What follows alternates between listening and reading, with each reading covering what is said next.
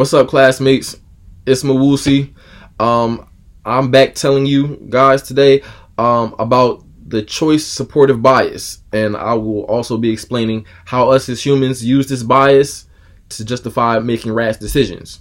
Now, I'm pretty sure everybody watching this video has made a purchase and almost immediately after regretted this purchase.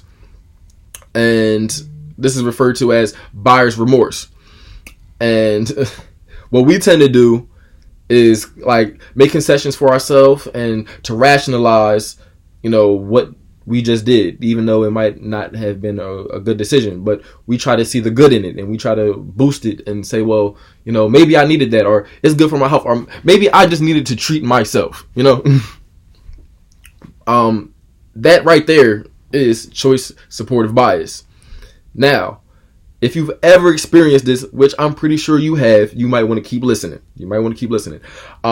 Because us as humans, we tend to rationalize situations where we might have doubt in ourselves, to help boost our self-esteem. And, we don't want to accept the fact that either we were taken advantage of or we made a wrong decision.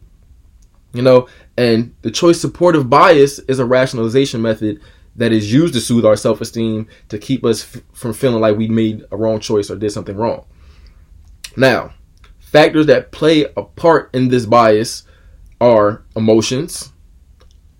We also are influenced externally and internally because we do have an influence on ourselves. And finally, self-relation, the relationship that we have with ourselves and how we feel about ourselves after we make certain decisions. So first, I would like to talk about emotion and how that plays a part in not only the decision making, but also the rationalization part of this bias. Now,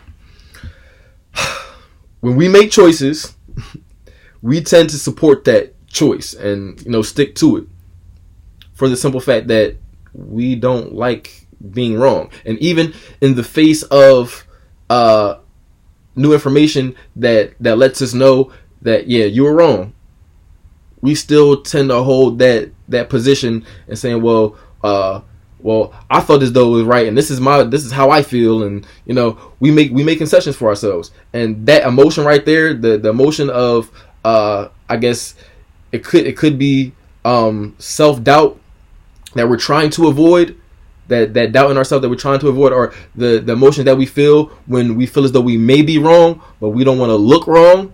Those emotions have it has an impact. Now, one of the most hardest things to do is to admit when we're wrong. It's hard to take accountability for your actions when you feel as though we did something wrong, because me personally, I know I hate being wrong. I love being right, but I hate being wrong.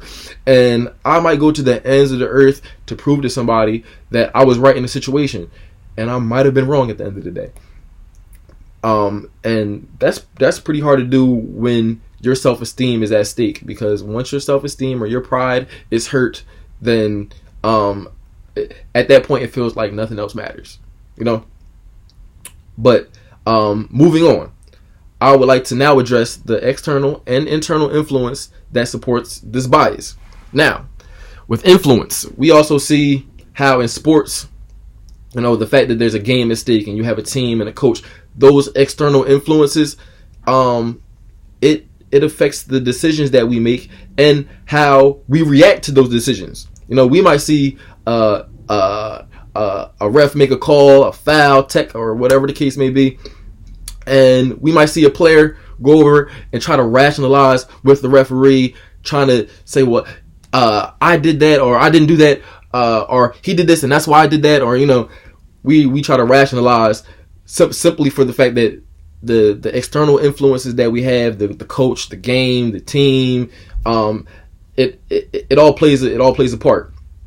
And the internal factors within ourselves, we don't want to be wrong. We don't want to be looked upon as what we did is wrong. So with that being said, I would also like to address the fact that, when we are in the face of, I guess, let's say the buyer's remorse example, you dealing with a good salesman. His job is to get you to say yes and to give in. And if you're not strong-minded enough, you might get duped. And nobody wants to have that feeling of, man, I just got taken advantage of. This person talking me into doing something that I didn't really want to do. So at that point, that's when we start to rationalize with ourselves and say, well, maybe this is what I really wanted, or, that plays a huge part. Now, in that moment of realizing that we made a wrong decision, it damages our ego, and we try to do everything possible to maintain our ego and our self-esteem. But finally, I want to assess self-relation and how that contributes to our rationalization. Now, the relationship that we do have with ourselves, it falls on being supportive of our past decisions. So something that I've done in the past, if I was adamant about it, I don't want to go and fall back on it or say, well, I didn't mean that, or that wasn't true, because that makes me look bad as a person. It makes me look like I don't know what I'm talking about, or it makes me look like I didn't do my research or something like that. So it's kind of like we don't like looking wrong in the face of others. And when we do look wrong in the face of others, it affects our self-esteem and how we view ourselves. I use this example when George W. Bush was in office, and his whole thing about going to war with Iraq was the masses of weapons destruction, the masses of the weapons of mass destruction. Excuse me, the weapons of mass destruction, and how we had to hurry up and get over there and prevent all this from happening. And ultimately, that was wrong for the simple fact that there were no weapons of mass destruction. George Bush was ultimately going there for oil and money, but that's a political issue that I won't speak on. But once I guess he realized that that there were no weapons of mass destruction, he tried everything possible to rationalize. He got Saddam Hussein and saying, "Oh well, we're one step closer to getting to those weapons of mass destruction," when he knew all the time there were none. Now, in conclusion, let's take a look. Let's go back and take a look at some of the things we just covered.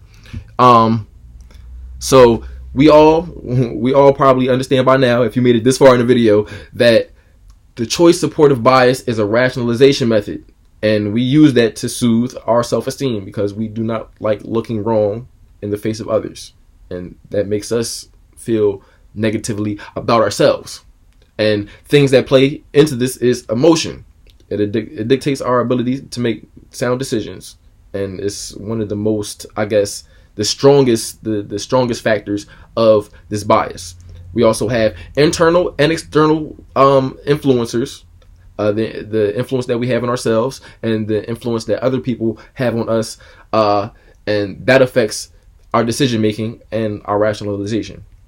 And finally, the relationship that we have with ourselves is challenged once we uncover some type of doubt about ourselves or our decision that we just made. So, in closing, making bad decisions, it is inevitable. You can't avoid making bad decisions. It's a part of life. We make mistakes. Humans are prone to error and mistakes and lies. So, that's not going to be avoided. However, by taking things for face value for what they are, also taking accountability for your own actions, and try not to make decisions or actions based purely off of emotion and our egos, because that really clouds our judgment. Doing all that, you will be able to combat the choice supportive bias. Thank you for your time. That's all I have to say.